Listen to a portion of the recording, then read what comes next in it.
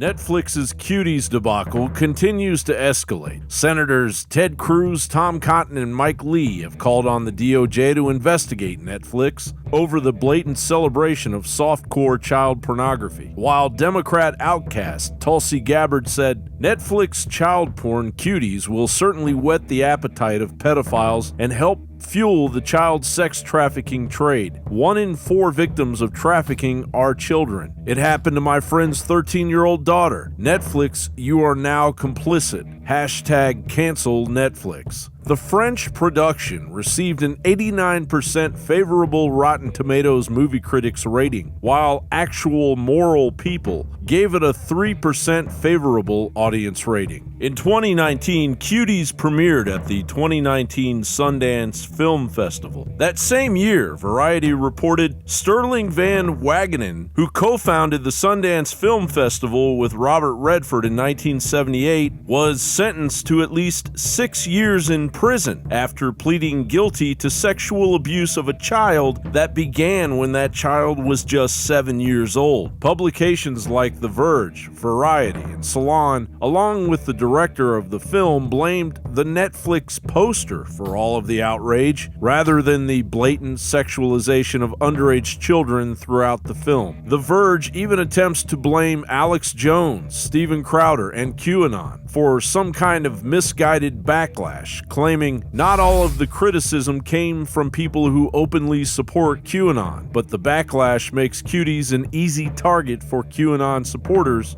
to spread conspiracy theories. The focus has shifted away from the actual movie, including its purpose and contextual uses of certain scenes, because of the resurgent backlash. But as a critic wrote in his Rolling Stone review, Cuties is not a salacious bit of pedo bait designed to appeal to baser instincts rather than better angels, but the film that gets progressively suggestive in its sexual exploitation and comes across as softcore pedophilia only has itself to blame. The Daily Wire interviewed sex trafficking survivor and advocate Eliza Blue, who said the film is also giving sexual abuse victims flashbacks of some of the darkest moments of their lives. She said it takes them back to a moment when they were abused and overtly sexualized as a child. They might have thoughts of suicide. Those are the real-life ramifications of that material being so open and readily available. This isn't the first time Netflix has crossed the line. The Netflix cartoon Big Mouth is nauseating in its promotion and normalization of pedophilia. The film Girl, about a teenage male ballerina who identifies as female on Netflix, received condemnation after showing frontal nudity of the 15-year-old male actor. And there are many more shows on Netflix that stream the liberal agenda aimed at crushing any morality remaining in America's future generations. Should consuming child porn be legal? I think that would be, yes, more legal and more ethically consistent. Yes, 100%. John Bowne reporting.